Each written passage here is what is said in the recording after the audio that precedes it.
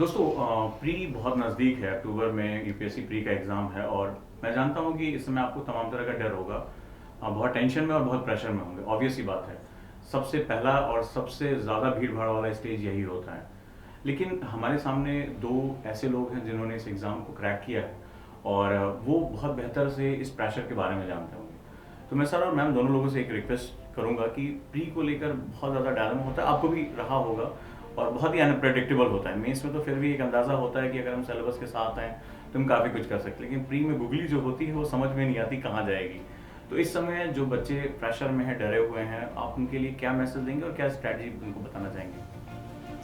जैसे कि सर आपने कहा कि यूपीएससी की प्रीलिम्स जो होती है वो सबसे ज़्यादा डाइसी, मतलब पूरे एग्जामिनेशन इसमें सबसे ज़्यादा डाइसी कोई चीज़ है तो यूपीएससी के प्रीलिम्स है। बट अभी हम आज के स्टूडेंट्स के ये बात हम ये कर सकते हैं क्या, बहुत ज़्यादा already civil services prelims dicey है और उसमें कोई सर्टेनिटी नहीं है। कोविड की वजह से टाइम टेबल चेंजेस हो रहे हैं और अप्स एंड डाउन्स तो होते ही रहते हैं, फिर प्रिपरेशन करना है। और एक होता है कि आपका जो शेड्यूल बना है आप उसमें प्रिपेयर कर रहे हैं तो ठीक है, उस वक्त में अच्छे से प्रिपरेशन हो जाता है। बट फिर सडनली पता चलता है कि नहीं, प्रीलिम्स कैंसिल हो गया और प्रीलिम्स आगे चला गया। तो वो भी आपको मोटिवेट रखना है कि और ज़्यादा आपको प्रिपरेशन करना है। बट मैं तो ये सोचता हूँ कि अगर आपको ज़्यादा टाइम मिलता है तो आप उसको पॉजिटिवली ले कि हाँ, मुझे और ज़्यादा टाइम मिला है प्रिपरेशन करने के लिए। और यूपीएससी का मैं प्रीलिम्स के बारे में हमेशा कहता हूँ सर, क्या ये सिलेक्शन वाली प्रोसेस नहीं है, ये एलिमिनेशन वाली प्रोसेस है। तो आप फोकस ऐसा रखिए कि मुझे एक कट ऑफ है उसके क्लियर करना है और जो एलिमिनेट होना है उसमें से मुझे बचना है। तो इस एटीट्यूड के साथ आपका प्रिपरेशन रखिए। जैसे एक ये रहता है कि लास्ट के रात में आपको नींद नहीं आएगी, और मैं तो कहता हूँ क्या वो नेचुरल एस्पिरेंट नहीं है, नेचुरल क्या सीरियस एस्पिरेंट नहीं है जिसको नींद आ जाए। तो यूपीएससी के प्रीलिम्स के पहले कितना भी अच्छे से प्रिपेयर किया हो, 4 अटेम्प्ट दिए हो, चारों भी टाइम प्रीलिम्स में अच्छे स्कोर से पास हुए हो, तब भी उस एस्पिरेंट को नींद नहीं आएगी। और ये नॉर्मल चीज़ है, क्योंकि इतना प्रेशर, इतना ज़्यादा ये उस घड़ी में होता है। तो अभी जो टाइम है 22 अक्टूबर को इस बार सिविल सर्विसेज फ्री होनी है, तो आपके पास टाइम मिला हुआ है, उसको पॉजिटिवली लेना है आपको, और पॉजिटिवली आपको प्रिपरेशन करना है। और प्रीलिम्स का मैंने ऑलरेडी बहुत सारी चीज़ों में शेयर किया हूँ कि प्रीलिम्स को आपको किस तरीके से प्रिपरेशन करना है। बट इन शॉर्ट अगर मुझे बताना है प्रीलिम्स को, तो सबसे ज़्यादा इम्पॉर्टेंट है कि आपको जितना चीज़ें हैं, जितनी पड़ी हुई है, उसी को मैक्सिमम टाइम आपको रिवाइज करना है। और ज़्यादा फोकस आप टेस्ट सीरीज़ पे रखिए, लास्ट के दिनों में टेस्ट सीरीज़ पे फोकस रखिए। और कोशिश कीजिए अपने आप में ढूंढने की, क्या टेस्ट सीरीज़ देने के बाद में मेरे में कौन सी चीज़ कमी रह रही है, या तो मेरा कौन सा नेगेटिव फैक्टर है। और ये जो ज़्यादा टाइम मिला है उस नेगेटिव फैक्टर को आपको यूटिलाइज़ करना है कि उसको पॉजिटिवली मैं कैसे अपने आपको उसको चेंज कर पाऊँ। सपोज मॉडर्न इंडिया है, मुझे अगर मॉडर्न इंडिया में सबसे कम नंबर आ रहे हैं, मैं कोशिश करूँगा कि मैं मॉडर्न इंडिया को ज़्यादा टाइम दूँ, और जो मेरा अच्छा पार्ट है मैं उसको कम टाइम दूँ। तो मैं मॉडर्न इंडिया को ज़्यादा टाइम देके मैं अपना निगेटिव जो चीज़ें हैं वो ये कर लूँगा। और कोई अगर कहता है कि आप इतनी सी छोटी सी चीज़ें पढ़ के अगर आप यूपीएससी प्री क्लियर हो जाएंगे, तो उस गलत फहमी में कभी मत रहना। कोशिश कीजिएगा कि जितने सब्जेक्ट्स है, जितना सिलेबस है, उसको पूरे तरीके से कवर करने का। या तो आप आधा, या तो कुछ सिलेबस पढ़ के, या तो आप ज्योग्राफी को साइड में रख देंगे कि ज्योग्राफी छोड़ दिए, इस बार नहीं पढ़ूंगा। इस तरीके से होता नहीं है। यूपीएससी अनप्रेडिक्टेबल, मैं तो हमेशा बोलता हूँ UPSC is like unpredictable public service commission. तो आप किसी को प्रेडिक्ट नहीं कर सकते, यूपीएससी हमेशा एस्पिरेंट से आगे रहती है। तो आपको वही सिचुएशन किस तरीके से आएगी पता नहीं होगा, तो इसलिए आप हमेशा करंट अफेयर्स और हर सब्जेक्ट थरली प्रिपेयर कीजिए। या तो हर एक साल करंट अफेयर्स पे यूपीएससी फोकस करेगा, एक साल ज्योग्राफी पे, या तो ट्रेडिशनल सब्जेक्ट पे फोकस करेगा, या तो एक साल कोई और ही कर लेगा, मतलब एनालिटिकल चीज़ों पे भी फोकस करेगा। जिस तरीके से आप लास्ट के 4-5 साल के क्वेश्चन पेपर एनालाइज कर ले, तो हर साल ट्रेंड अलग अलग रहा है। तो ये सब चीज़ों को कौन जो डील करता है वही डील कर पाएगा जो थरली प्रिपेयर हो। तो मेरे बेसिक यही है कि आप कम इसका ये करें, क्या जितना कम वेस्टेज करोगे टाइम का भी इस पीरियड में, कि आपके एग्ज़ाम आगे बढ़ी है ये सोच के कि अब तो टाइम है ये करेंगे, नहीं, आपकी नेगेटिव चीज़ों पे आप जितना ज़्यादा वर्क कर पाओगे उतना ज़्यादा वर्क कीजिए। ज़्यादा मरतबा कम चीज़ें पढ़िए, बट ज़्यादा मरतबा पढ़िए, ताकि रिवाइज हो सके और वो चीज़ें आपको उस वक्त पे याद रहे।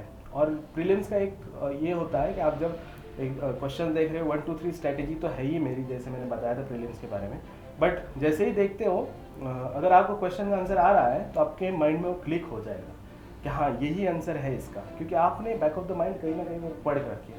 हाँ, बट जो चीज़ें आप कभी नहीं पढ़े हैं वो चीज़ें आपको कभी भी कितना भी सोच लेंगे तो वो क्लिक नहीं करेगी। तो कोशिश कीजिए अपनी खुद की स्ट्रैटेजी डिवाइस कीजिए। मैंने जैसे बताया मे भी आपको हेल्पफुल हो सकती है, या तो खुद की कोशिश कीजिए कि स्ट्रैटेजी बनाइए और होपफुली आप पास हो जाएंगे। जैसे मेरी 1 2 3 स्ट्रैटेजी, कल के तो आप यहाँ पे बैठ के अपनी कोई स्ट्रैटेजी स्टूडेंट्स को सुना सकते हैं। ग्रेट मैम, आप अपना कोई एक्सपीरियंस शेयर करेंगे प्री को लेके? मुझे जितना प्री का समझ आया था कि मेरा प्री बहुत वीक था। मुझे हमेशा मैं डाउटफुल रहती थी कि प्रीलिम्स होगा या नहीं होगा। तो मैंने अपने में जो चेंजेस किए थे वो सबसे ज़्यादा ये था कि मैंने प्रैक्टिस सेट बहुत ज़्यादा किया फिर, क्योंकि मुझे कहीं ना कहीं ये रियलाइज़ हुआ कि मेरे में कॉन्फिडेंस की कमी है और थोड़े बहुत रिवीजन मिसिंग है। तो वैसे हर किसी में कुछ ना कुछ फैक्टर्स होंगे जो आइडेंटिफाई करना पड़ेगा खुद के अंदर, पर सबसे इम्पॉर्टेंट चीज़ है कॉन्फिडेंस। एग्ज़ाम में आपने क्या मार्क किया है वो आप कई बार एग्ज़ाम हॉल के बाहर आते आते भी भूल जाते हैं कि बी मार्क क्या था या सी मार्क क्या था।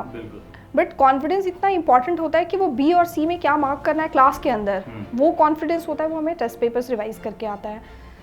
नो डाउट जो हम टेस्ट पेपर्स कर रहे होते हैं वो एग्जैक्टली एज इट इज़ नहीं आता है एग्ज़ाम में, और यूपीएससी उसे कहीं आगे चलती है, लेकिन एग्ज़ाम की स्ट्रैटेजी तो सेम होती है। आप वो 2 घंटे डिसिप्लिन होके बैठ रहे हैं, आप पेपर कर रहे हैं उसको, तो वहाँ से जो चीज़ आती है कि हाँ एक प्रैक्टिस होती है, वो शेड्यूल का पार्ट हो जाता है आपका, वो भी आपकी आदत में शामिल होती है।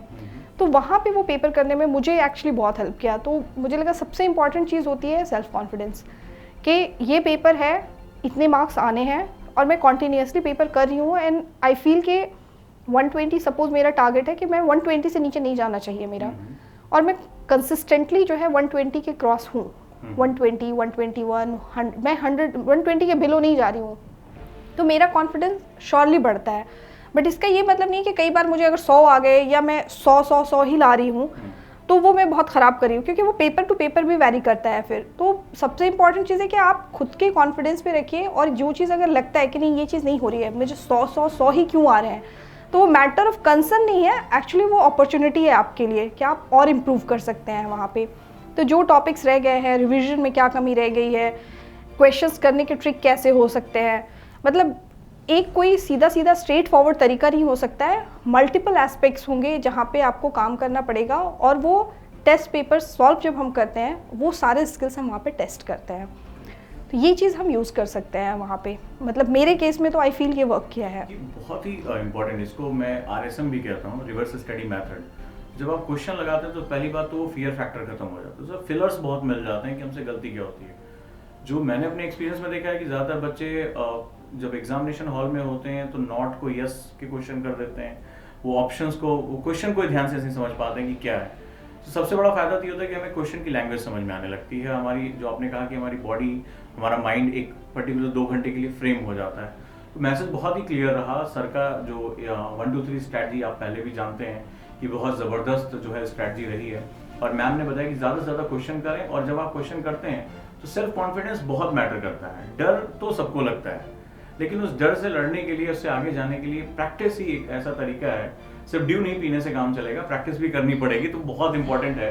तो आप प्रैक्टिस जितनी करेंगे, क्वेश्चन करिए ज़्यादा से ज़्यादा, छोटे छोटे स्मॉल बुकलेट्स बना के रिवीजन करिए, तभी जो है वो आपके लिए जाएगा। और अगली बार हम इधर बैठ के जो है वो इंटरव्यू कर रहे होंगे डेफिनेटली।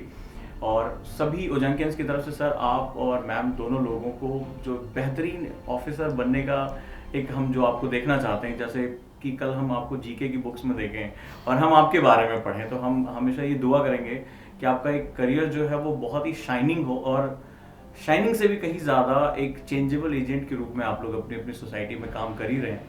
और हम जब भी देखें तो हाँ लगे कि हम सर से जुड़े रहें, मैम से जुड़े रहें, और आपकी जब अखबार खोलें तो वो सुर्खियों में जो आपने चेंजेस किए हैं, जो आपने ग्राउंड पे वर्क किए हैं, वो हमें दिखाई पड़ना चाहिए। तो मेरी पूरी फैमिली की तरफ से आप सभी के एक बेहतरीन करियर, गोल्डन करियर के लिए बहुत बहुत विशेष thank you so much. Thank you so much, आपने समय निकाला, थैंक यू। बहुत से बच्चों ने मुझसे कहा, तो नियरली अगस्त जो आपका सेकेंड वीक होगा, वहां से मैं इसको शुरू कर रहा हूं, जो है आंसर राइटिंग कोर्सेज। फीस हमने काफ़ी कम रखी है। काफ़ी जो बच्चे जैसे जो मार्केट में आंसर राइटिंग कोर्सेज में बहुत ज़्यादा फीस है, तो मैं जल्दी इसके साथ आ रहा हूँ, लेकिन इसमें मैं लिमिटेड स्टूडेंट की ही एंट्री लूंगा, सभी की नहीं, क्योंकि ये हमारे लिए बड़ा एक हैक्टिक सेगमेंट होता है। तो मैं बहुत सीमित छात्रों को अपने साथ आंसर राइटिंग प्रैक्टिस में लेकर चलूंगा और उनको फनलिंग सिखाऊंगा। फनलिंग सीखने के बाद तो फिर आप हायर लेवल पे जो है वो जा सकते हैं। और इसमें सभी बच्चे, उनको लगेगा कि अभी हमने बेसिक पढ़ा है, अभी हम कॉन्सेप्टर में हैं। आंसर राइटिंग प्रैक्टिस अच्छा खासा समय लेती है, बहुत समय लेती है, और आप अभी अपने पैरेलल्स के साथ लेकर चलोगे, यानी ऑप्शनल, जीएस। मैंने लास्ट टाइम बताया था कि हमारा दिल धड़कता है, तो हमारे आंसर राइटिंग हमारा हार्ट है, ठीक है, ये सभी चीजों के साथ जुड़ता है, तो उसके साथ जो है वो आप इसके साथ जुड़ सकते हैं दोस्तों।